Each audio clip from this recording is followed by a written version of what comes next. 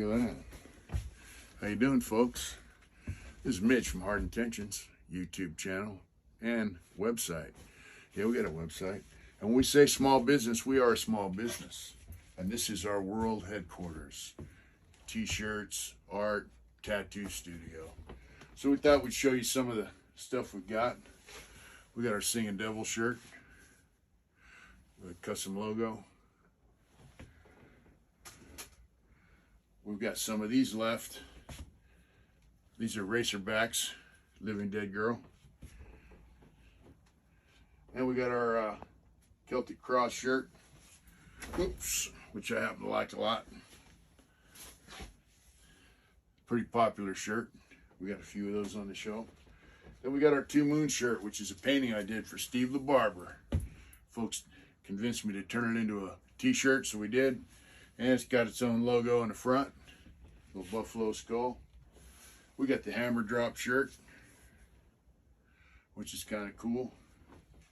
We got the Hard Knuckles shirt, yeah, which I dig.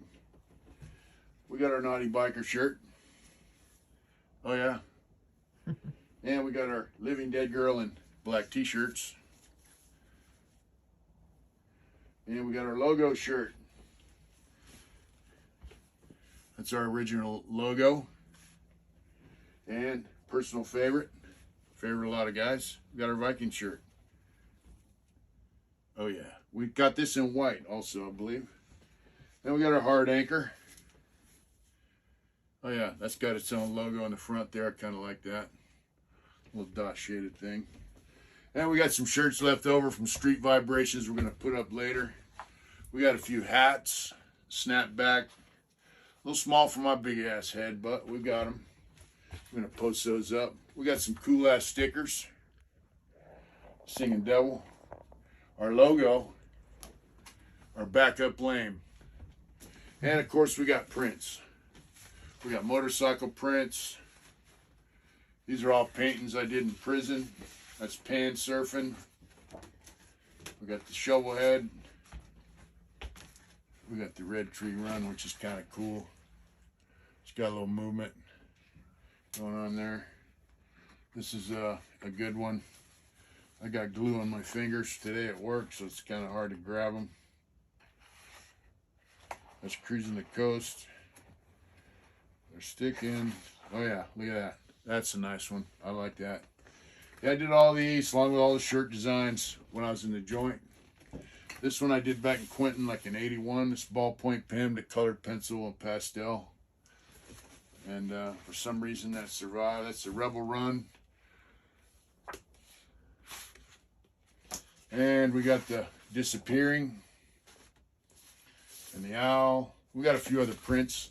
One thing I want to start doing as soon as we can get it posted is we got some prints on canvas, upside down. There you go. This is a print of the painting of Two Moons. It's on canvas, mounted on board. You can pop it right in the frame. Then we'll have these also. Same thing. These are 16 by 20. Canvas, mounted on hardboard. We'll get these up soon. You guys will be able to pick them up. Thanks for tuning in. We built this, and yeah, this is where we do it. This is where I tattoo, paint, draw, fill orders. That's everything. When we say we're a small business, we mean we're a small business. Small business here means small business, for real. This is it. So, you know, we appreciate the support you guys give us to keep us going. You know, someday we'd like to be a large business, but right now we're kind of small. And all you guys that ordered from us recently on our sale, we appreciate it. All you guys have been ordering for years from us. We've been around about 2 years. We really appreciate you guys. And all you guys that are new, thank you. We really appreciate the support.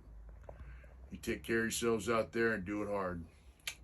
Hi, how you doing, folks? This is Mitch from Hard Intentions. I got a special guest on today. I think you're going to enjoy our chat. Demons Rose with us tonight. Thank you, my brother. I appreciate you.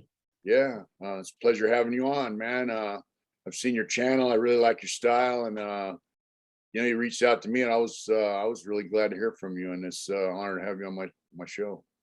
Yeah, definitely, man.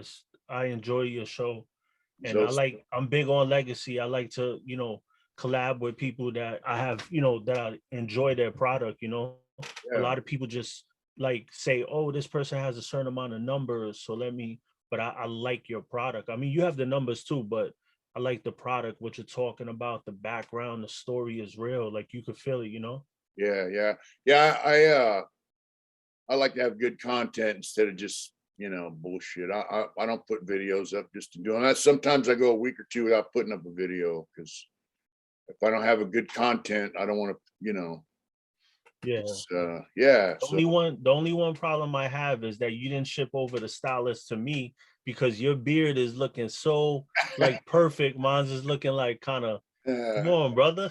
well, you ever come up here? We got a barber shop here, Bowtie Barber. He's a biker, and all the guys that work in the shop all ride bikes. So if you come up here, well, I'll take you over there and he can trim you up, man. Yeah, definitely. Yeah. All right, man. So Zos the Ghost.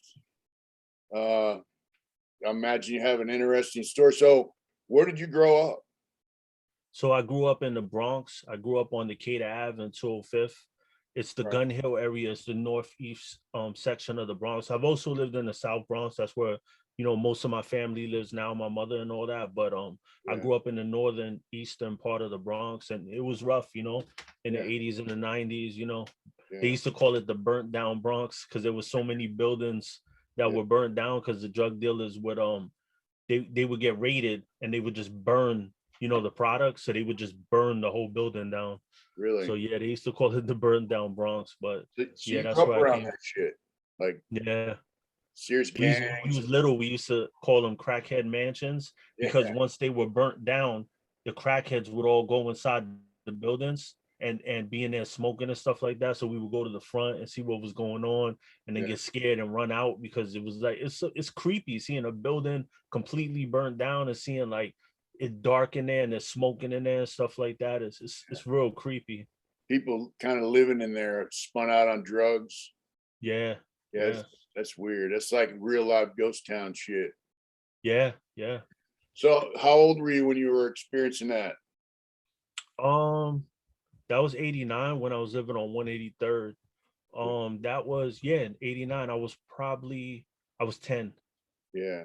So in the Bronx, like, you know, I'm from California. I've never been to New York or, you know, so like the Bronx, is that like ethnically divided area or how is that? Like they have like Italian neighborhoods, Irish neighborhoods, Yeah, Puerto like I Rican used kind of. Yeah, like it was when I was younger, it was very sectioned off by race.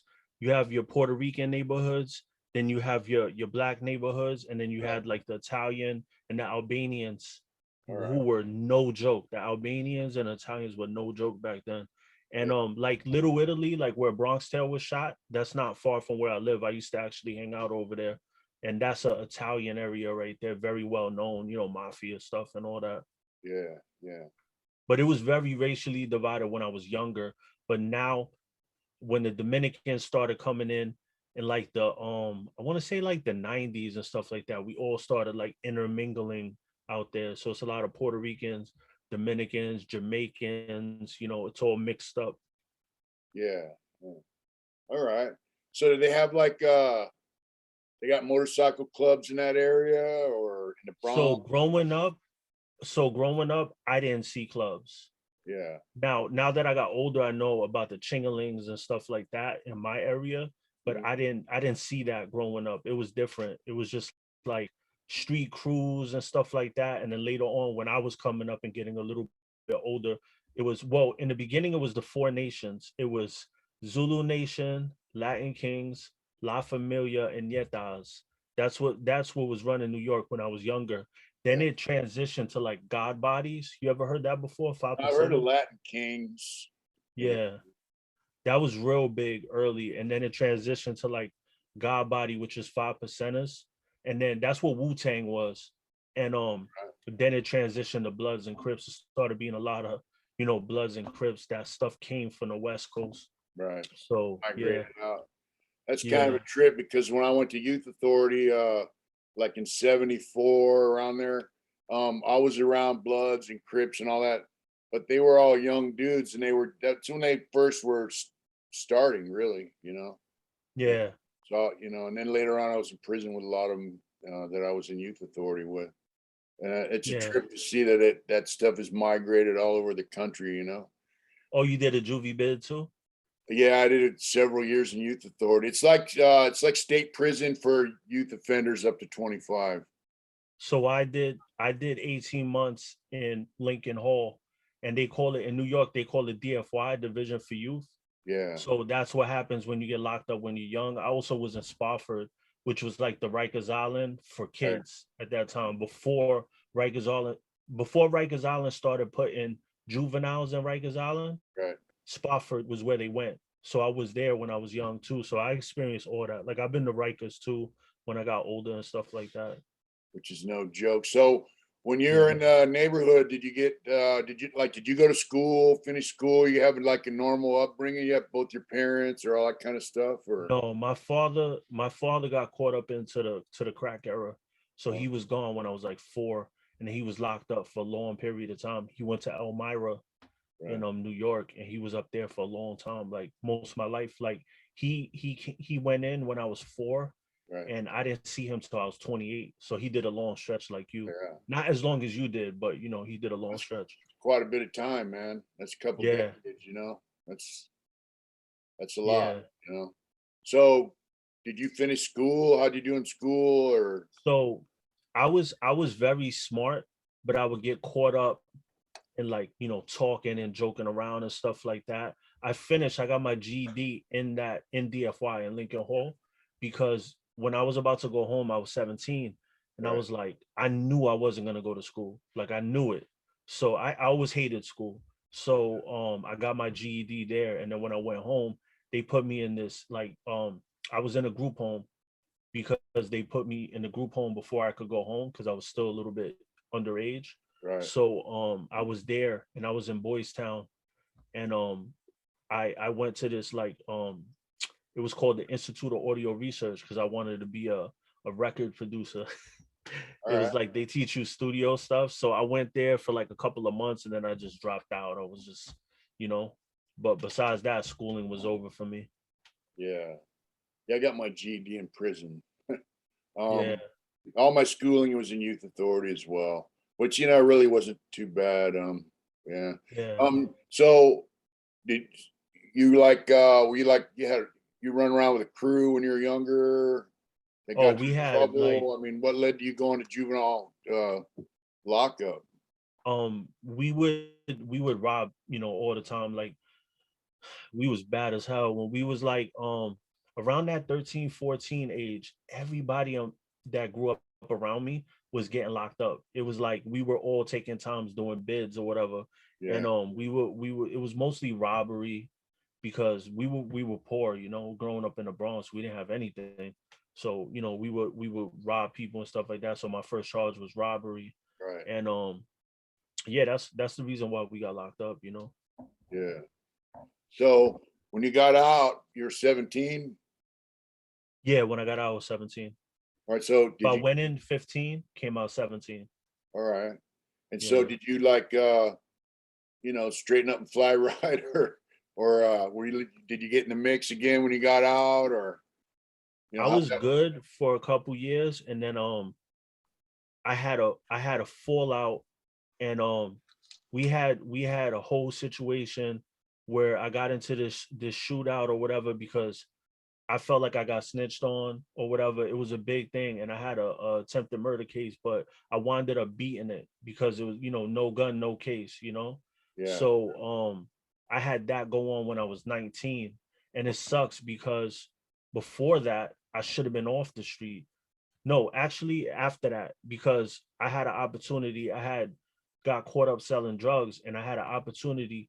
No, no, no. I'm sorry. I had so much bad stuff happen. In that situation, I had a Navy recruiter come with me to court. I did everything I had to do, took all my tests, everything. He said, just don't give him a felony, and we'll let him go to with us to the Navy. he'll Right. sign up 4-8. I was like, you know what? I'm not doing nothing with my life. I'll go, you know? Yeah. So that's one of my biggest regrets. The judge said no, but I wound up getting probation. You know what I mean? So it was just So that the situation. judge gave you a felony? Yeah, he gave me felony probation. Wow. Yeah, you know? What a And it's chump. like I had the recruiter there, everything. I did what I had to do. And it's just like Yeah. he just wouldn't, you know. It wasn't And I happening. was a kid. I hit a dude with a bottle.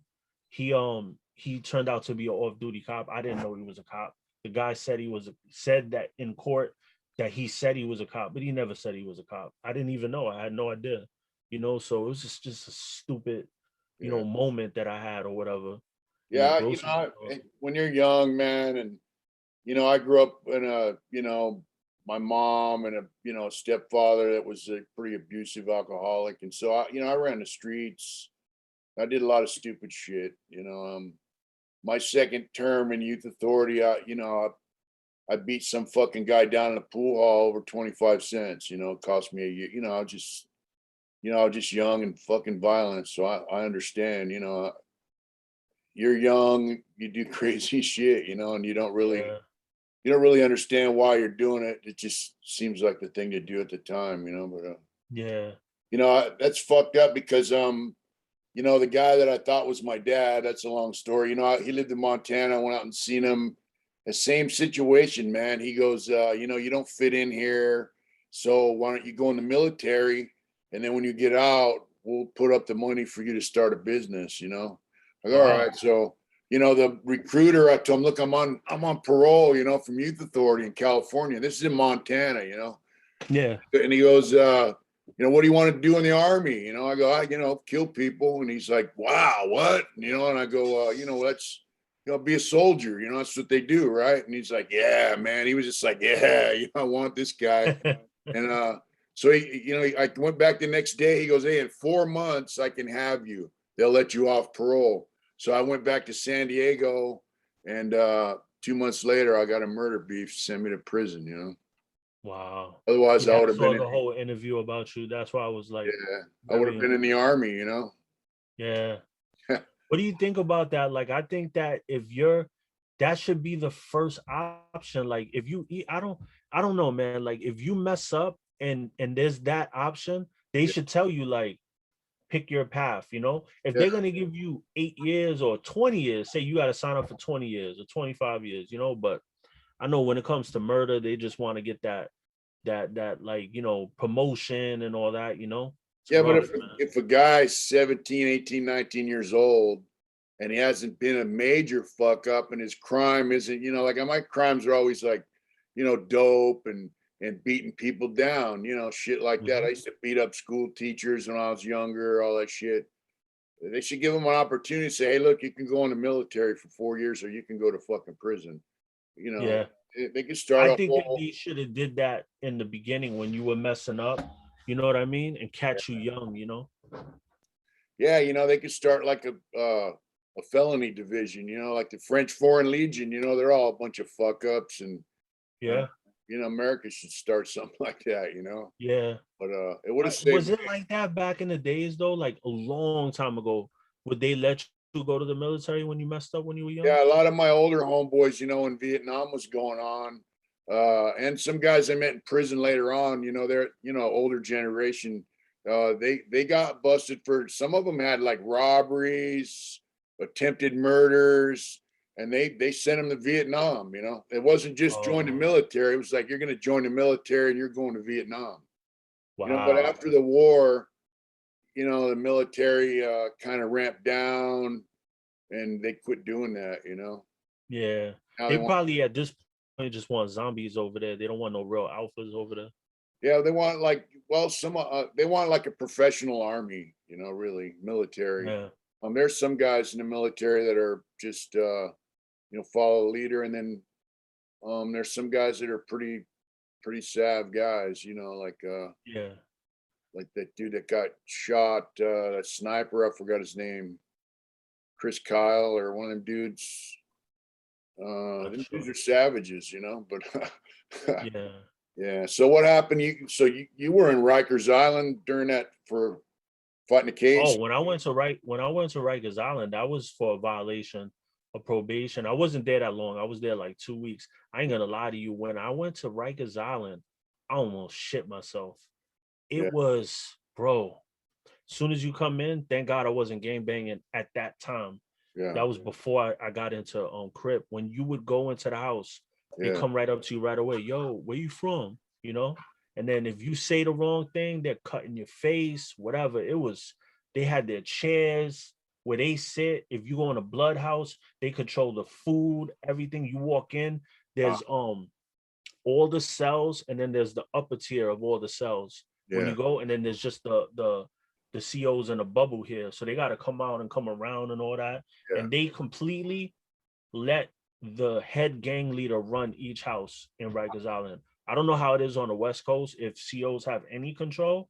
They Like do. when I went up north to do my bid, it wasn't like that. The COs controlled. I mean, you still had your houses and the gangs controlled it, but Is- they didn't control the food and all that. Isn't You know? Rikers Island kind of like a county jail, though? Yeah, it is. Yeah, it is. Yeah, it's not like Yeah. state prison. That's like where you wait to get convicted and all that. Yeah, yeah, yeah. Yeah. So then I was in San Diego County Jail. So San Diego County Jail has tanks, got cells, then a tier, then a day room. And so they would have a tank captain.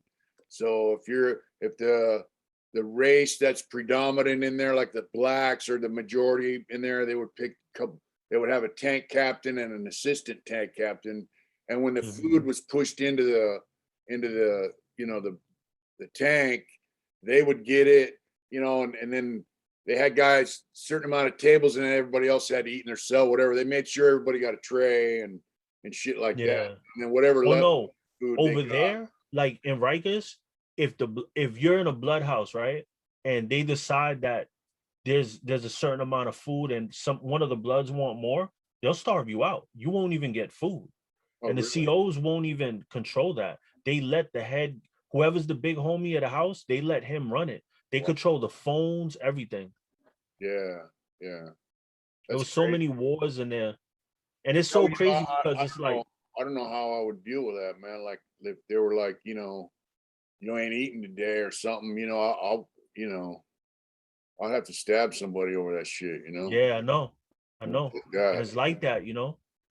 It's like I that. heard a lot of nightmare stories about Rikers Island. To be honest with you, I would. It's not a place I would ever want to see, because it Yeah. seems like um, you know, gangs are like, if they're predominant force in there and they, ride up on you, there's not a lot you can do except stand up for yourself and,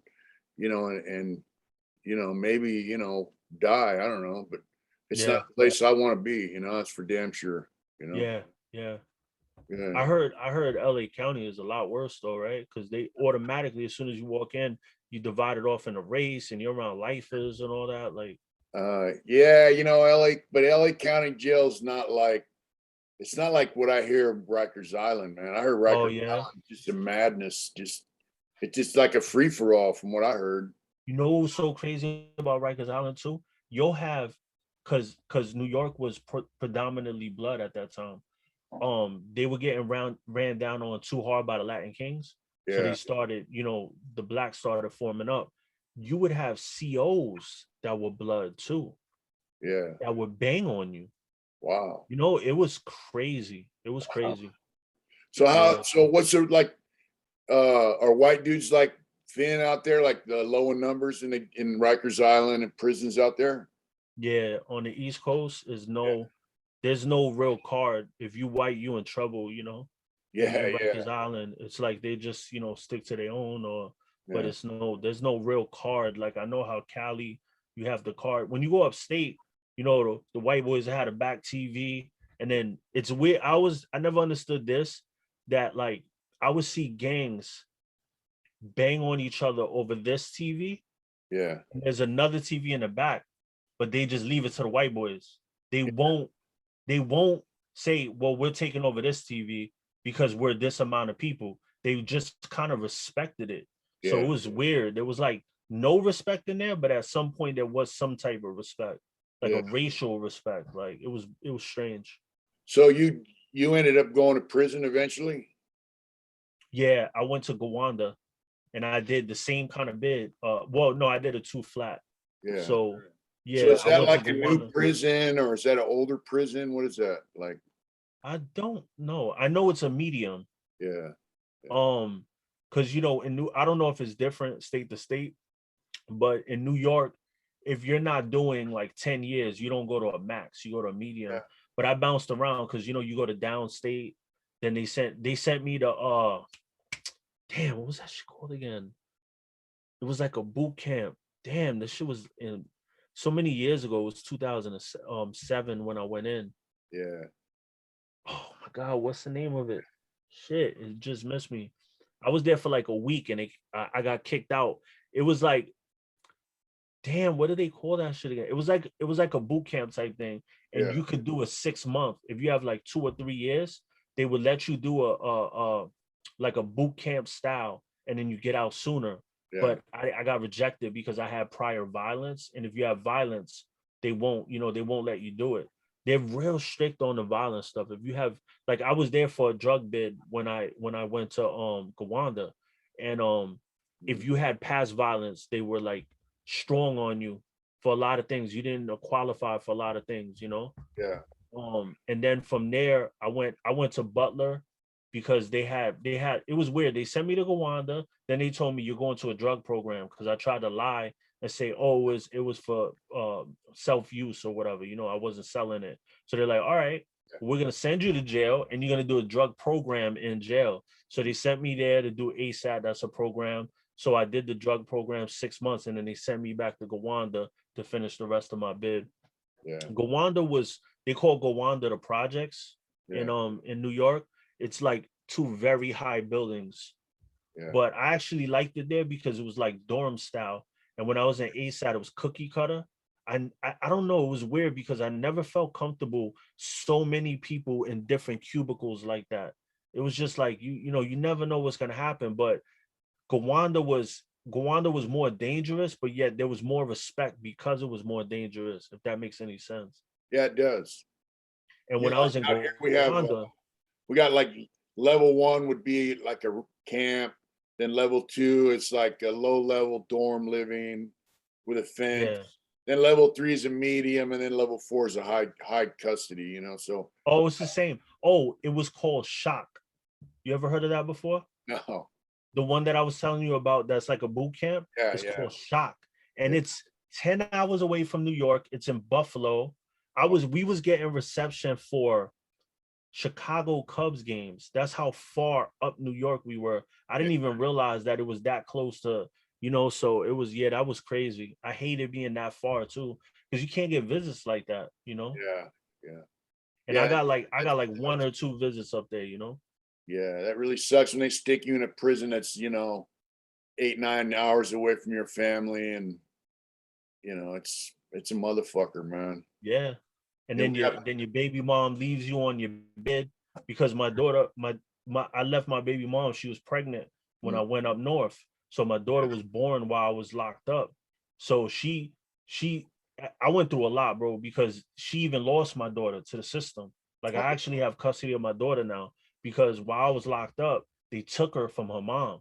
So she was locked up and I was locked up at the same time because 2 months she had her and they took her. So I had to sit there for 10 more months, stress. It was the worst, lowest point I could ever be because I'm like, I messed up so bad that my daughter is, not taken care of. So it was rough. It was rough. That's got to be, man. That's your kid, so Yeah. it's your family.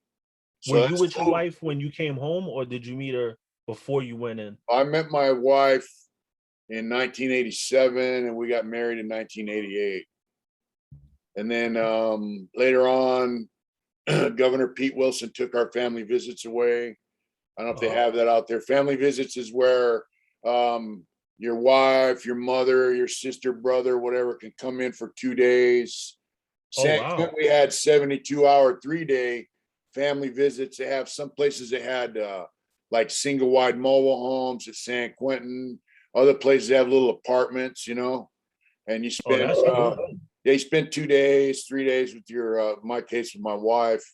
you know, it's like being on the street. You know, I used to call it a vacation from hell. You know, so Wow. you get a little break from hell. You get to be normal for a couple of days. You know, Yeah. yeah. So I when mean, they took that away in '96, yeah, I didn't have that in Gowanda, but then again it was a medium, so I don't know if like in the max, but I don't think so. From the people like some of the OGs that like I would work out with and stuff like that, they yeah. never told me about that, you know, because I don't think A people lot would of, want to leave a max yeah, a lot of shows states like don't that. have family visits. You know, Yeah, they call them conjugal visits, but to us, we call them family visits. You know, yeah.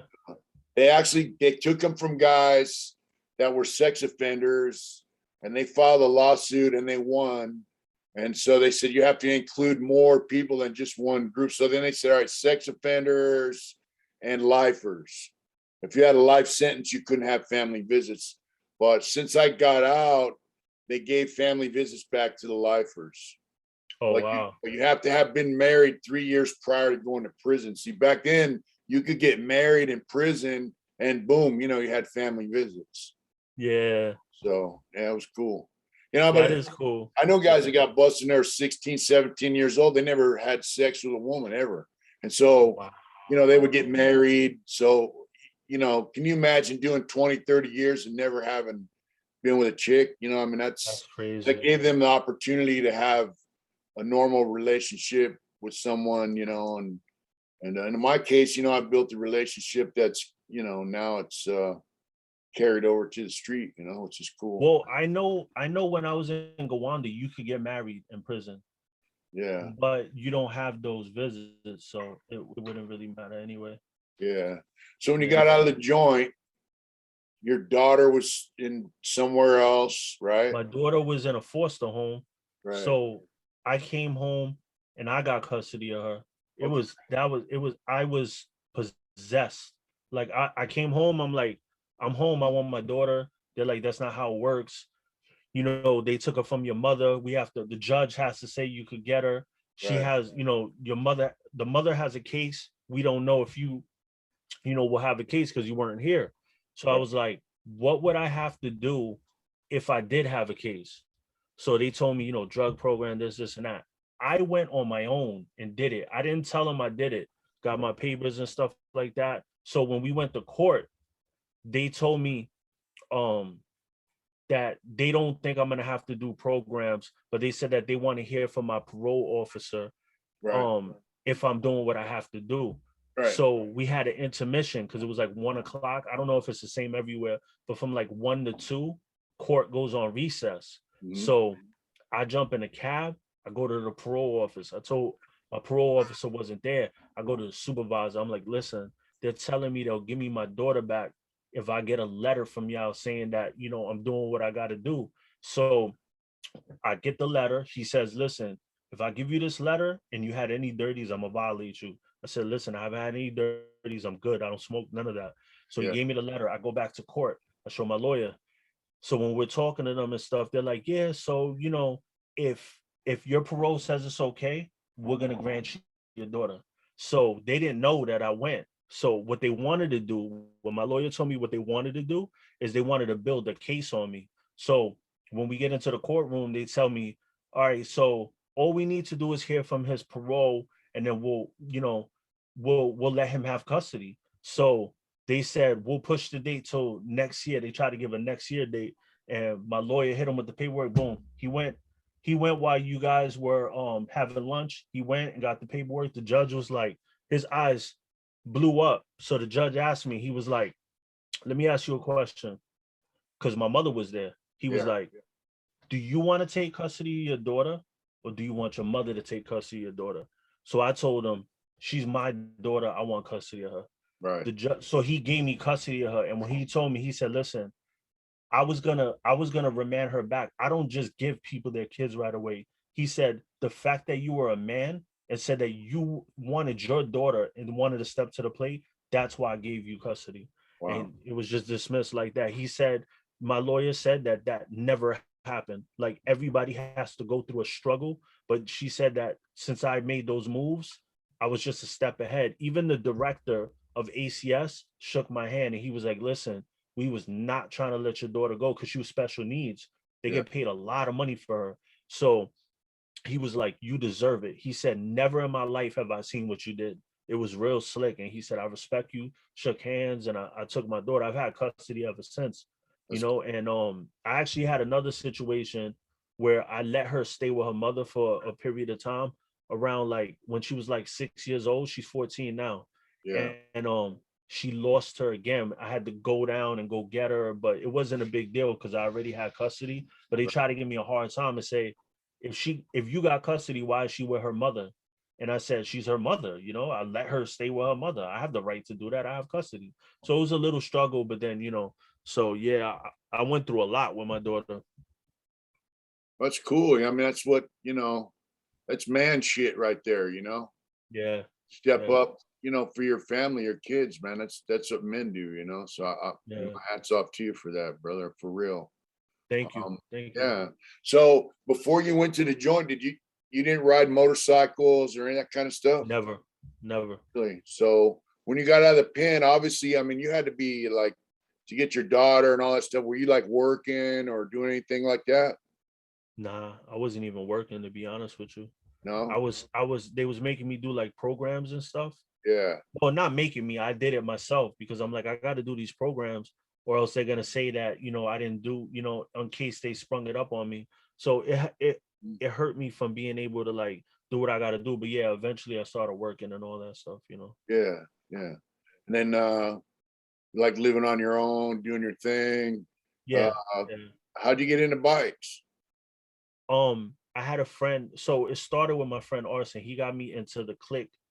Um, AC. I was in the auto club first, and then being around the MC. Eventually, you want to be down with the bikers. So I didn't see it growing up, but I started like having a love for it, and then I wound up getting down with the MC of the clique. It was a 99, and that was the first. I got the bike for the club though. I didn't get the bike before, like for the love of riding. I got it for the club. You Yeah. know what I mean? To elevate to the MC. Yeah. Yeah. That's cool. Yeah. So what kind of bike did you get? I got a Star Striker. What's that star? That's a Yamaha. Yamaha, yeah. Okay. It was a cruiser, but a Yamaha. Yeah, yeah. Yeah. It was a nice bike. It was a Yeah. nice bike. Yeah, I they messed make that good bike up. engines. They make Huh? good motor. They make good motors. Yeah. Yeah. I always tied my hoodie on the back of the bike because when you're riding during the day it's hot, but then at night it gets cold. Yeah. And it flew off and went in my back tire and it blew the transmission. I don't know how that happened. It spun so many times in the back tire Yeah. that it messed that bike up. So Those are I wrote it shaft down. drive. Yeah. Yeah. I'm not as techie as a lot of people. I Yeah. know you'll break it down and all that, but Well, I know some things, but yeah, yeah, those Yamaha motors are pretty badass. It's too bad they're Japanese. yeah. Yeah. And so you rode that Yamaha for a while. It got messed up, right? Yeah. Then And I then, got a Victory Vegas oh, all right, yeah. That's Polaris, yeah. Polaris. Yeah. Yeah. They I make was mad when they went under. yeah, me too. The Indian motorcycle brand's doing so well for them. They shut down the Victory line, but I wish they would have kept it open. Me too. Me The too. bike has overhead cam. Yeah. Yeah, it's a nice bike. Yeah. Did you see that Elon Musk is trying to step into the motorcycle game? No, I didn't. He's doing like a Jap style bike Yeah. with like a dashboard that's all digital and something crazy. But I feel like that dude is gonna wind up trying to cross over and like try to give Harley competition. I don't know if he would do it, but if he did, he would get a lot of money because he probably would try to like buy him out or something. I don't know what he would do, but I don't know what kind of bike he would build though, because if he builds a bike that's like I mean, he might, maybe the sport bike rider guys might like what if he, yeah, but guys that ride Harleys and like Indians and all that, I mean, they want a certain style of motor and stuff. yeah. I think you would California, have to have a love for it to compete with Harley. yeah, Yeah. Yeah. I know the Indian line, you know, they really love what they're doing. And it's obviously not like I just changed my bars out, and just the engineering on just the small stuff like the wiring and everything. It's all got little clips, and it just, they did a really good job, you know, like I changed out my clutch cable, and it just has a little lever that comes out of the primary cable. You don't have to take your transmission case apart or nothing. It just they did a great job. So And what you're saying is they value their customers, not like Harley.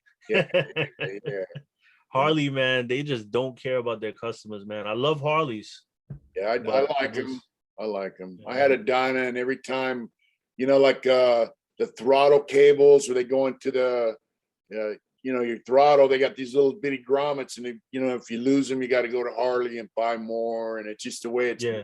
just everything you know, you have to go to Harley, you have to go to Harley, and you know, $100, right? HD, $100. Yeah. With the Indians, are you able to really customize like you can with the Harley, or are you limited because everybody makes everything custom for the Harley? No, there's Clockworks and some other companies, Dirty Bird guy down in Arizona. They make parts for Indians. And you know, like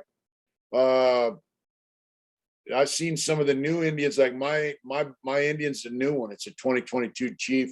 I got a Super Those are Chief, dope. so it's got that windshield and all that shit. But they have one that looks like a Dyna, you know. And Oh I've yeah, seen them with T Sport fairing and 2-in-1 pipes and shit. They look nice. They're nice, you know. yeah. And I So think do you think there will ever be competition for Harley, like legitimate they competition? already are. Oh, you think so? Yeah, they're inching up on the in the market. And then if you watch like the bagger racing or any of that stuff, Hmm. Indians killing them. And then they That's took one thing I say. My victory was way faster than Harley's. Way faster. yeah, yeah. Yeah, This Indian I have, man, it just, you know, it's insane. It has a 116-inch motor, and it fucking hauls ass, you know. Um, yeah. my dyno was an 88-inch motor. And if I wanted to pass a truck, I had to build up speed to get around it. And you know, this bike right here, I just turn the throttle and it goes. Yeah. It's pretty. I gotta build up my engine because my soft tail is slow. But I've been working on the pretty stuff, but I gotta start working on that soon. I got Malo from Junior's Customs. He's doing paint work, you know, some cholo style stuff. I actually got the fenders from Clockworks that you mentioned. Yeah, Yeah, the drag fenders. yeah. Yeah. Tail draggers. Yeah. If Yeah. you see my Dyna, the rear fender, I bobbed it kind of.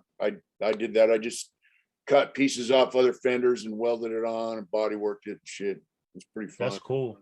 Yeah, I come from the school like if you want to change your bike up, you do it yourself, you know. Yeah, yeah. Yeah. So you started riding bikes, and you got in a motorcycle club for a while. Yeah. Okay. So you did a lot of riding. Yeah. Yeah. I was nomad for a minute, so it was a Yeah. lot of riding, you know.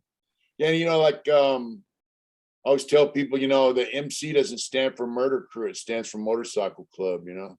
Yeah. And Yeah. if you see a lot of stuff that's going on in Australia, they're really taking bikers' rights away. They don't allow them to associate. And I saw this meeting with the media and some motorcycle club guys, and she brought out the fact that this guy had a criminal record and stuff. And he said, but that was before I joined a motorcycle club. And she goes, so are you telling me that joining the motorcycle club helped you stay out of trouble? And he said, yeah, you know. Let me tell you something. I have not gotten in trouble since I was in MCs. All my charges were prior to MCs. Yeah. All of them. Yeah. I mean, it's about motorcycles. And, you know, to me, I mean, people look at us and it's like, you know, beards, tattoos, crazy clothes and all that stuff. But some people get frightened from that appearance. But really it's some pretty down to earth, straight up people, man, that they love each other. And like, I'm not in a club, but I ride with a lot of different guys, and I know some guys in clubs and shit. But you know, it's about camaraderie, and guys really care about their communities too, you know. Yeah. You know, the neighborhoods they live in and people around them. I mean, we're Americans, you know, Yeah. and Yeah. yeah, you know, guys work and have businesses and they just love to ride motorcycles. To me, that's what it's all about. I see. I see. When did you start your channel? What made you want to start Demons Row? I just got tired of like the gangland perception, and I'm all about what's real life, you know, and I feel like just everything that I see on the internet is just like it's just a fake mafia kind of. And listen, this is it's not to say that 1% clubs, if you disrespect, they're not going to handle their business. That should go without saying. Yeah, But to make it seem like it's organized crime is a little much to me. Like to make it seem like they sit down, have meetings, and say, "Yeah, we're gonna get this truck and stuff like that." Now, has that happened in the past with certain clubs? Yeah, but I mean, like oh, to maybe. make it seem like that's what it's about is just Yeah, it's nonsense, you know? yeah, yeah. Like Sons of Anarchy, they say that character Jax or whatever Yeah, must have killed 300 or 400 guys during the course of the whole show. You know, I mean, that's like major serial killer shit. You know. yeah, for real, right? Like, Yeah, and it's not like that, man. I talk to guys that are in clubs and they're like, "Hey, dude, you know, uh, if you know, they're like, They tell me straight up, they're not down with all that killing and fucking bullshit. You know, they just they'll get them up if you disrespect them. Don't get me wrong, but they're not down with the crime or any of that shit. You know, they just love motorcycles and camaraderie, and that's why they're in it. You know. and that's why I say like when I started riding, I never was around so many people that actually had jobs. Yeah. So that fake reality, that fake thing that they push where it's like organized crime, it's a joke to me because Yeah. I never saw a legal gun until I joined MCs. Like MCs walk around with legal straps. I didn't see that growing up. Nobody in gangs that I was in was legal, legally carrying, Yeah. So it's just I think that's why a lot of people like the show because they start realizing like, oh, this is real life. Like, Yeah. he's just being honest. Like it's real life. Yeah. So you're saying like a lot of guys in motorcycle clubs that you're familiar with have been around. They have like if they're carrying a weapon, they have a open carry license or concealed carry license, right? Yeah. Yeah. And then a lot of guys you ride with, you run into a lot of military guys that ride. Yeah. Yeah. A lot of military. Yeah. Guys get out of the military, they want that camaraderie still. Yeah. I love for I most. always give major respect to anybody who served. Even when I was a diamond, I always had love for them. Even like the Christian clubs and stuff like that, I never like treated them like they was less. I just look at everybody like as a man, show everybody respect. Yeah. Yeah. Well, you know, they got a saying with the Christian thing, you know, meek don't mean weak, you know. Yeah. A Yeah. lot of the guys will, you know, they'll step up too. Uh, you know, I find you know, like there's a club out of Oakland, and I think it's about a year ago. The founder of that club, it's a black club, you know. The founder of that club died, you know, and a friend of mine went to the funeral and he said, man, they had like 4 or 5 thousand people there from Yeah. several different motorcycle clubs, all races of people, and they were out riding without their helmets and just having a blast, you know. And so I just thought that was badass, you know. Yeah, definitely. A lot of guys look at the bike thing and they'll see a bunch of white dudes and they think that the bike club scene is a racist thing. What's your experience with that?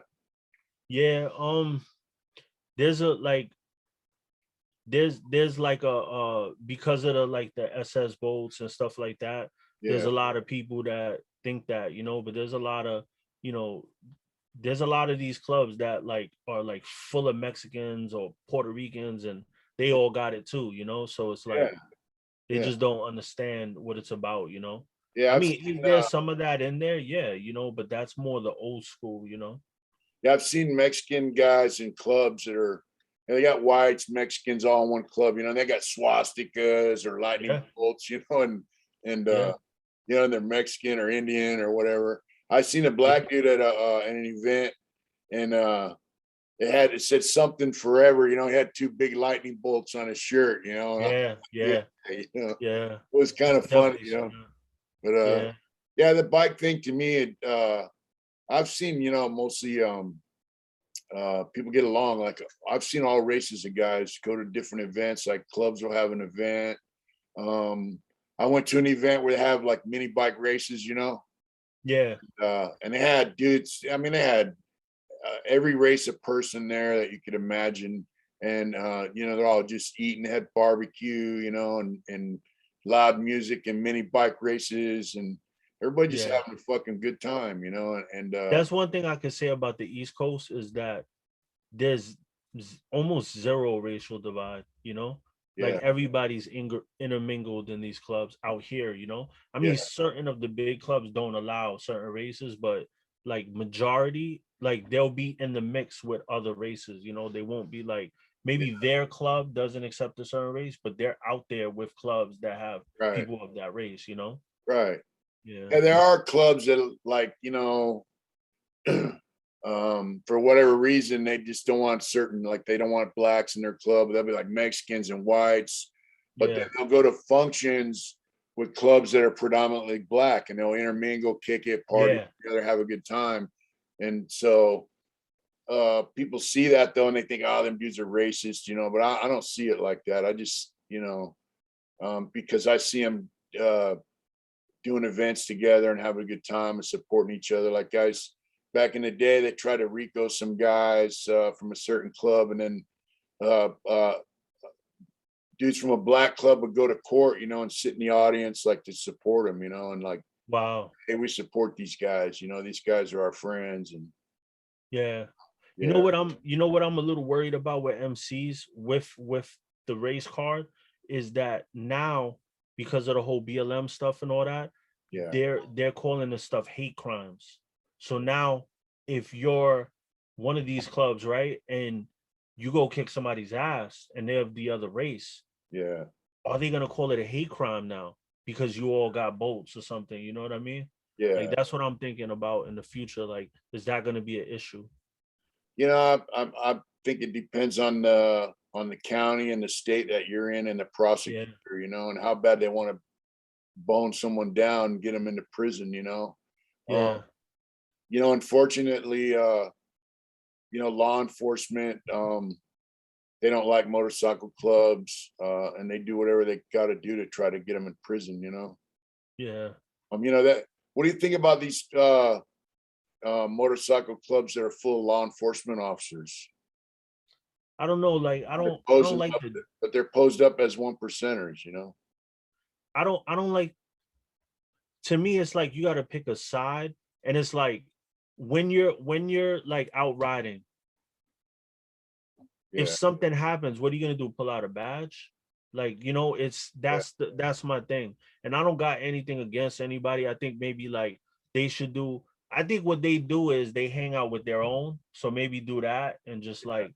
But I don't know where in the territories and all that. Like, if you're not a, you know, if you're not a 1% club or you're not a traditional club, why do you have a state on or stuff like that? You know, I yeah. don't know how the LEMCs work, you know, so You but know that I read. I used to see a newsletter that was sent into prison. It was sent. This guy used to send newsletter into motorcycle club members. You know, every week or every couple of weeks, and there was always incidents in there of what was going on throughout the whole country. But I remember reading a few incidents where guys from a law enforcement club had actually got in a fight with a guy from a one percenter club and shot him and killed him.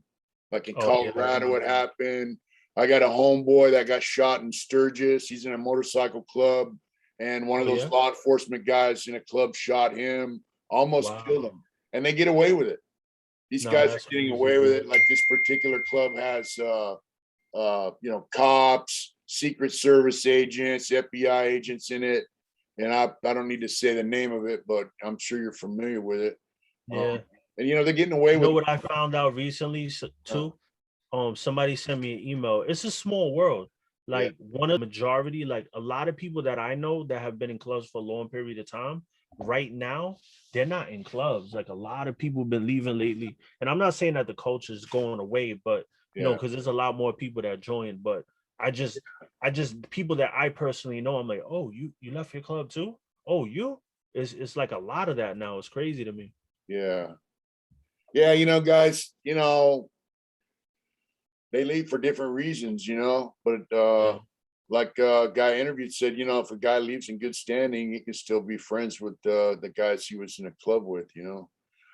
So I heard you mention a video where you spoke about like the new school, old school kind of Mhm. stuff. And,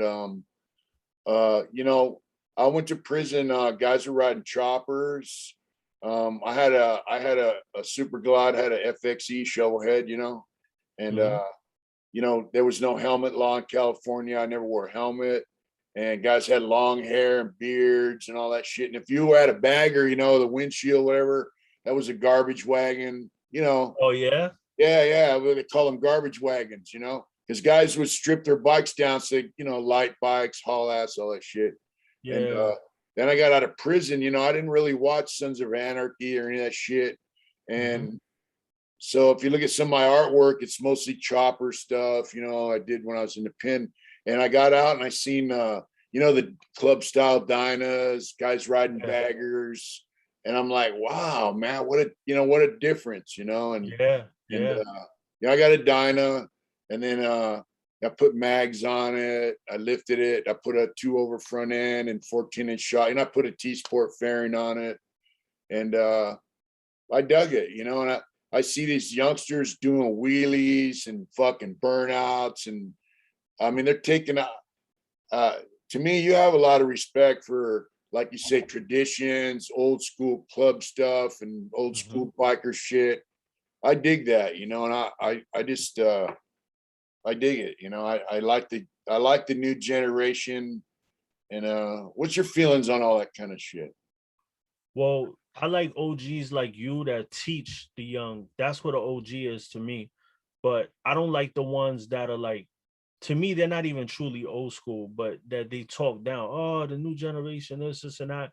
But Yeah, they're the same people that wouldn't teach, you know? yeah, Like we gotta teach the young so that we keep the tradition going, you know? yeah. If I you agree. don't Oh teach yeah, them, hundred how do they know percent, it, you know? 100%.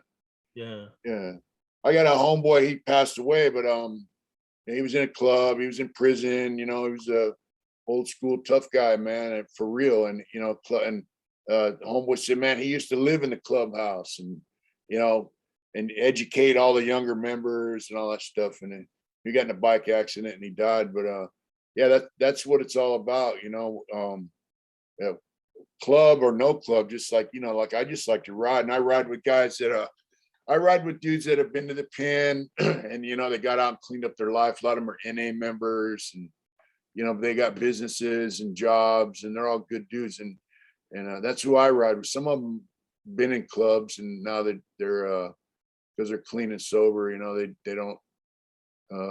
But they're good dudes, man, and we got some young guys that ride with us, and some older guys. Like last year we went to Arizona. We're going to Arizona again in February.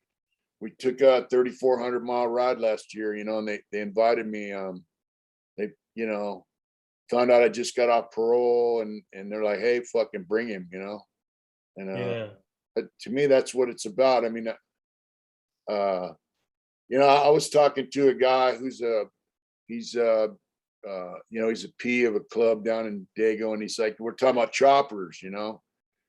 A lot of the guys that just ride choppers, they're kind of arrogant. They're like, if you're not riding a chopper, you're not cool or some bullshit. Yeah, yeah, yeah, yeah. I don't like that shit. Me Choppers neither. are cool, but Yeah.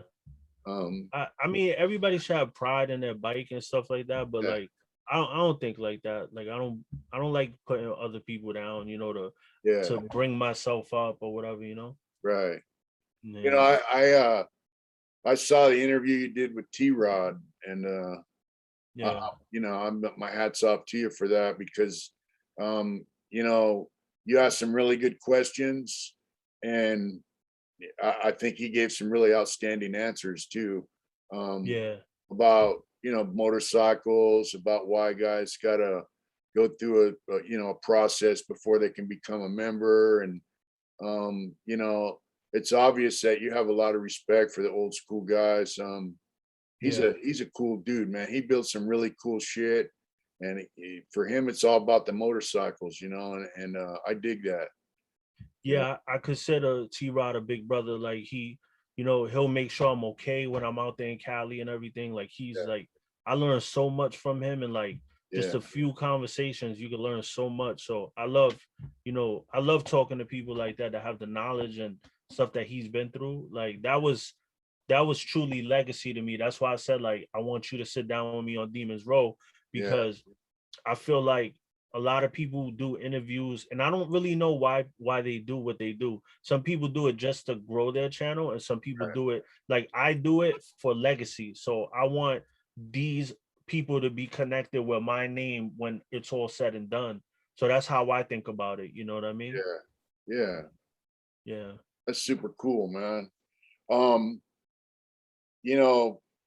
Talking about choppers and bikes, like one guy made a comment that used to visit my channel and shit, and he's like, in California they like to wear they wear Dixon flannels, Vans, tennis shoes, T-Sport fairings, and Legend shocks. He's kind of making fun of the way this guy lives in the South and he builds choppers, and I'm like, you ain't going 100 miles an hour for 200 or 300 miles on a chopper, and that's why they build motorcycles like that. That's why they dress like that. And that's because they ride the fuck out of their bikes. They ride fast and they ride long, and they get it, man. And that's the East Coast Diamonds. They joke about that, about how Cali, like how Diamonds wear shorts and chucks and stuff like that out in Cali and stuff like that. Yeah.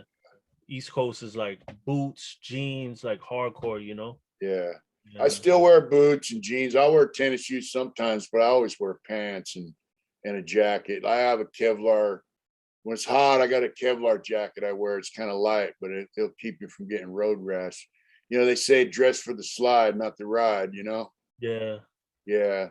But I just, me not being in the club, I wear whatever I want now. Like, I don't care what anybody thinks. I wear whatever I want, So I wear overalls a lot too. Yeah. And, when I went on that trip, there's snow on the ground out there, and it was freezing, like 25 degrees. So my friend goes, "Hey, you got to get this one-piece Carhartt. It's insulated." And I go, "I don't have money to buy that. I got a bomber jacket, He goes, "Nah, man, you got to have this. You're going to fucking freeze to death." I go, "I got a bomber jacket. I'm cool, He goes, "Come down to the store. I'm going to buy it for you, So he bought it for me. And we rode into the Grand Canyon Inn like 9:00 at night. We're just going like 80, 90 miles an hour. It's 25 degrees. And we got there, and everyone else was like, there was like 8 of us. They're all freezing, like shaking. We were warm, So yeah, I actually was trying one of those on in Walmart, but they didn't have my size. Those things are cool though. I always thought they were like super like gangster. Yeah, they're cool. They got zippers on the lower part, for the legs. Yeah. But you didn't. Nice. I was trying on the full jacket one with the arms and all that. Yeah. I think it was a Dickie. No, it was a Carhartt. Yeah. You saying you got the overalls, right? I wear overalls, but this is a one-piece pants, and it's like a jumpsuit, But does yours have the arms? Yeah, it has arms, everything. Oh yeah. And it's insulated, Oh yeah, those things are official. Oh, dude, it keep you so warm, And then we had snowmobile mittens on our handlebars. Oh yeah. So you stick your hand in the mitten. It's on your handlebar, so it covers you all the way up to here, for snowmobiles. And so we're in Prim. We went from Sacramento to Prim, almost to Vegas, and we're in a hotel.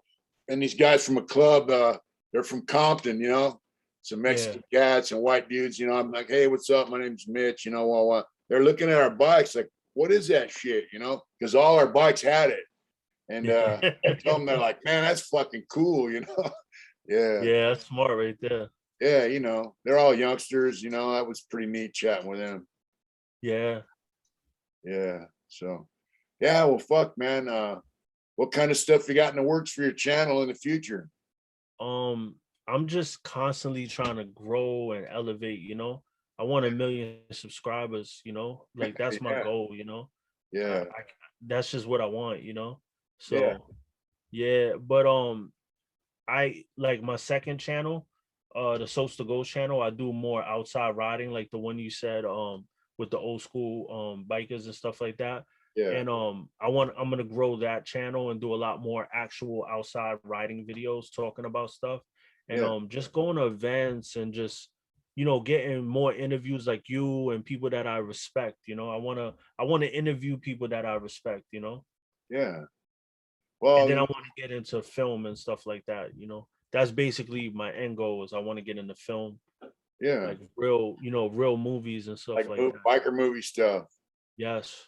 I Yeah, want to I want to be the first person to make a biker movie that's accepted, not like, Sons of Anarchy. It's like they did it, but it's not accepted. And like I want to do it where even the clubs, independents, they all say, yeah, this is done the right way. yeah, yeah, I wanted to have real life stories, not just like, the drug, the organized crime, yeah. buildings blowing up. Like I don't want it to be like that. I want it to Like be about real killing people. 40 or 50 farm workers and burying them and then going and having a beer 5 minutes later. Yeah, it's so Yeah, stupid, stupid shit.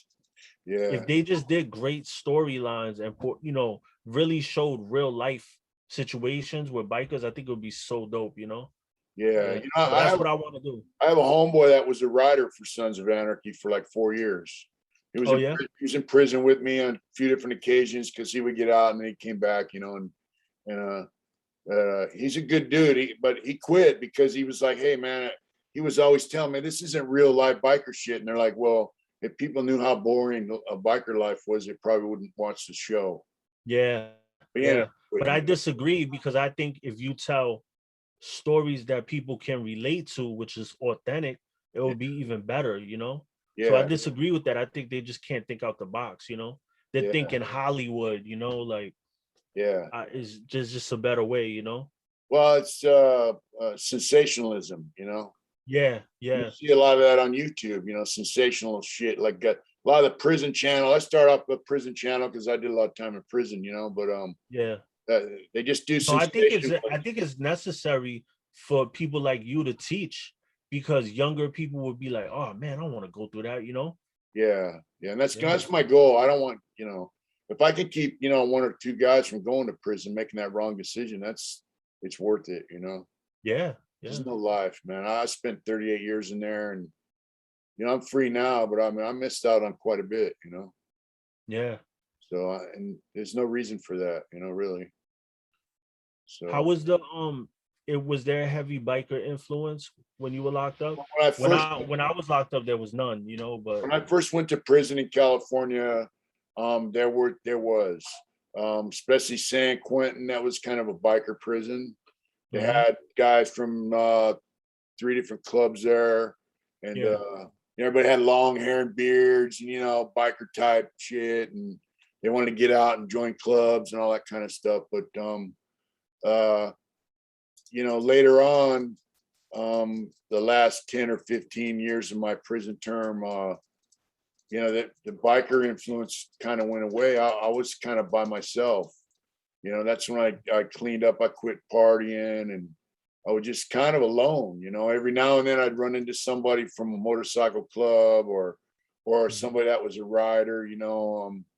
yeah, But it was very rare. It became more the dope fiend, the skinhead thing, the dope fiends want to yeah, join a prison gang mentality kind of shit, prison politics.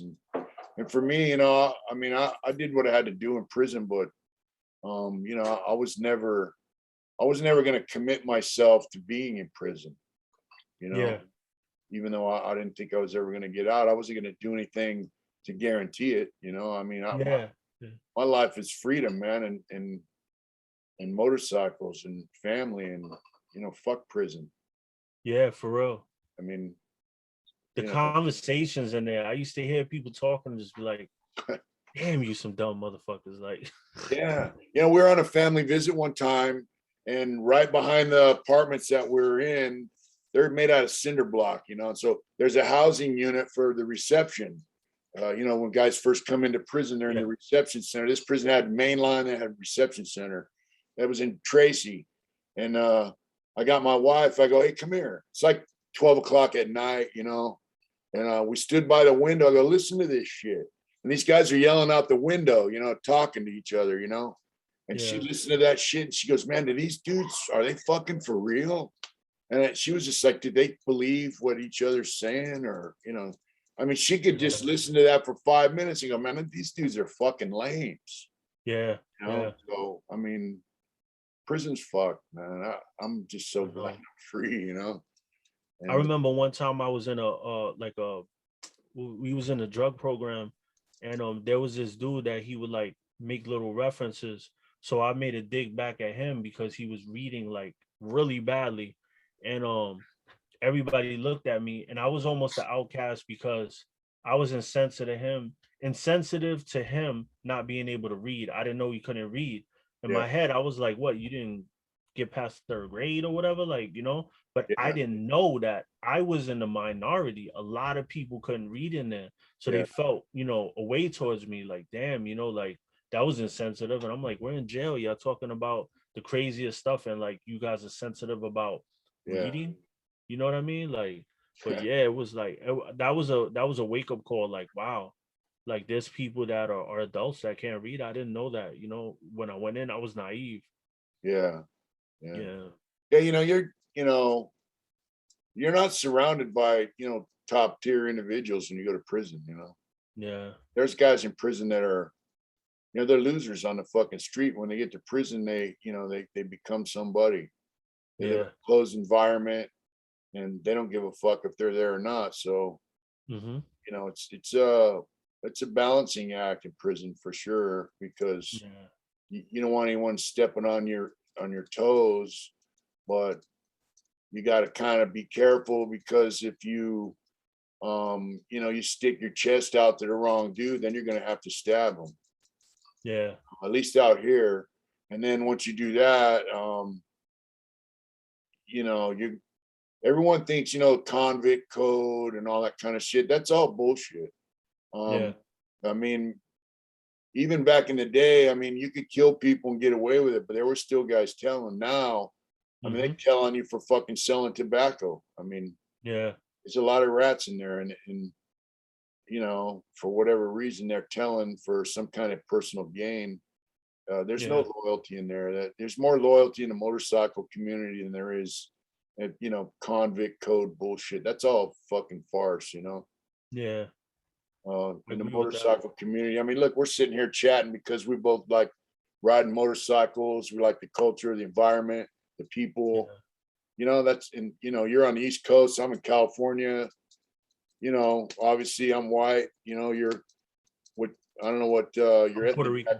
All right, you're Puerto Rican. You know, and we got a common you know, common denominator, motorcycles, family. And look, you know, we sit here and bullshit. We could probably sit here and bullshit all night. You know, hopefully we can run into each other and, you know, have some dinner. You know, definitely. I'm coming. I would say probably January. Because I gotta finish the podcast. I'm gonna get you on the podcast too. The audio version that we're doing. My boy Mike Ball's out there in Orange County. So, but you're northern, right? Yeah, I'm up north. I'm by Sacramento. I've never been on that side. But I'll be over there next month. So we'll do our sit down, you know. Cool. And for Demons Road TV, we'll do our sit down, and I'll get you on the podcast too. Sounds good, man. It's awesome. You know, it's been a pleasure having you on, man. And I look forward to talking to you again. I want to just say, you know, you're a younger generation. I'm proud of you guys, and I dig it. I like your channel. I like your style. You know, you're up front. Matter of fact, you don't exaggerate or sensationalize shit. And, you know, you're putting everything out there in not just a positive light, but in like you say, you're putting the real out there. Yeah, realistic. So, definitely. I appreciate you, man. I enjoy your platform. That's why I wanted to be on it. Thank you, man. You know, my wife and I both dig your show. So yeah. Thank you. Thanks for coming on, man. It's been a pleasure. Thank you, my brother. Appreciate you.